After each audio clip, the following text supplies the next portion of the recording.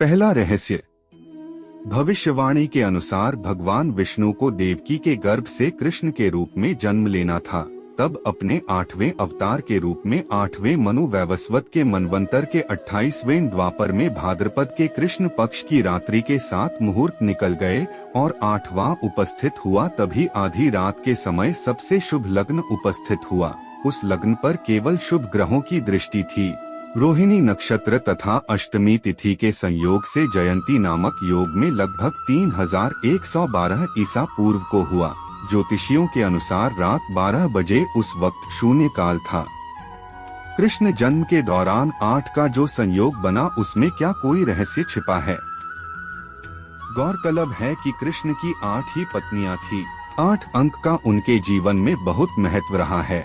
निश्चित ही प्रत्येक व्यक्ति को भी अपने जन्म के रहस्य को समझना चाहिए, क्योंकि हर व्यक्ति के जन्म में छुपा है उसके जीवन का सार। दूसरा रहस्य। जब भगवान श्री कृष्ण का जन्म हुआ तब भारी बारिश हो रही थी और यमुना नदी में उफान था। उनके माता और पिता को उनकी मृत्यु का डर था। अंधेरा भी भयंकर था, क्योंकि उस वक्त बिजली नहीं होती थी।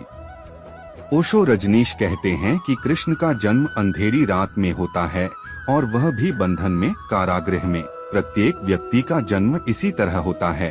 मन के अंधेरे से और कारागृह से मुक्ति ही जीवन का लक्ष्य होना चाहिए। बीज अंधेरे में ही फूटता और पनपता है।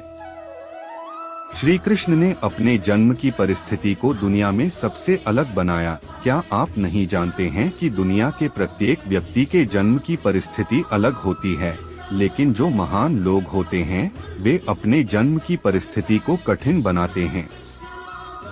तीसरा रहस्य। जब कृष्ण का जन्म हुआ तो जेल के सभी संतरी माया द्वारा गहरी नींद में सो गए। जेल के दरवाजे स्वतः ही खुल गए। उस वक्त भारी बारिश हो रही थी। यमुना में उफान था। उस बारिश में ही वसुदेव ने नन्हे कृष्ण को एक सूकड़े में रखा और उसको लेकर वे जेल से बाहर निकल आए। कुछ दूरी पर ही यमुना नदी थी। उन्हें उस पार जाना था, लेकिन कैसे? तभी चमत्कार हुआ।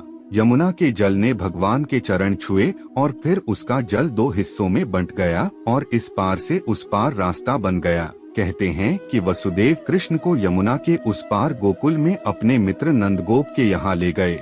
वहाँ पर नंद की पत्नी यशोदा को भी एक कन्या उत्पन्न हुई थी। वसुदेव श्री कृष्ण को यशोदा के पास सुलाकर उस कन्या को ले गए।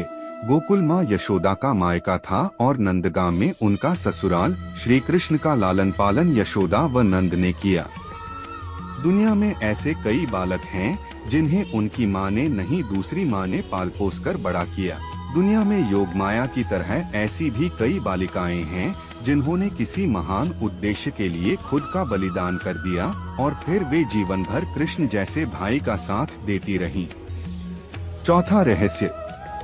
जब कंस को पता चला कि छलपूर्वक वसुदेव और देवकी ने अपने पुत्र को कहीं और भेज दिया है, तो उसने तुरंत चारों दिशाओं में अपने अनुचरों को भेज दिया और कह दिया कि अमुक अमुक समय पर जितने भी बालकों का जन्म हुआ हो उनका वध कर दिया जाए।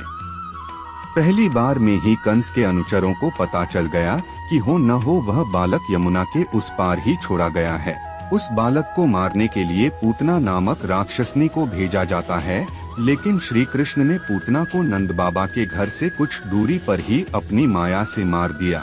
इसके बाद नंदगांव में कंस का आतंक बढ़ने लगा तो नंद बाबा ने वहां से पलायन कर दिया। कृष्ण के जन्म के बाद उनको मारने की बहुत तरह की घटनाएं आती हैं, लेकिन वे सबसे बचकर निकल जाते हैं। जो भी उन्हें मारने आता है वही मर जाता है। कहना चाहिए कि मौत हार कर लौट जाती है। जिस व्यक्ति में जीने की तमन्ना है और जो मौत से नहीं डरता है वही जिंदगी को सुंदर बना सकता है। पांचवा रहस्य। कहते हैं कि श्री कृष्ण के जन्म के समय 6 ग्रह उच्च के थे। उनकी कुंडली में लग्न में वृषभ राशि थी जिसमें चंद्र ग्रह था। चौथे भाव में सिंह राशि थी जिसमें सूर्य विराजमान थे। 5वें भाव में कन्या राशि में बुध विराजमान थे। छठे भाव की तुला राशि में शनि और शुक्र ग्रह थे। 9वें अर्थात भाग्य स्थान पर मकर राशि थी जिसमें मंगल ग्रह उच्च के होकर विराजमान थे। 11वें भाव में मीन राशि के गुरु उच्च के होकर विराजमान थे। हालांकि कई विद्वान उनकी कुंडली के ग्रहों की स्थिति को इससे अलग भी बताते हैं। कुछ के अनुसार केतु लग्न में था तो कुछ के अनुसार छठे भाव में। श्री कृष्ण की जन्म कुंडली को लेकर कई भेद हैं, लेकिन यह गणितीय स्थिति अब तक सर्वार्थ शुद्ध उपलब्ध है। इसके कई प्रमाण हमें मिलते हैं। श्रीमद्भागवत की अन्वितार्थ प्रकाशिका टीका में दशम स्कंध के तृतीय अध्याय की व्याख्या में पंडित गंगा सहाय ने माणिक्य ज्योतिष ग्रंथ के आधार पर लिखा है कि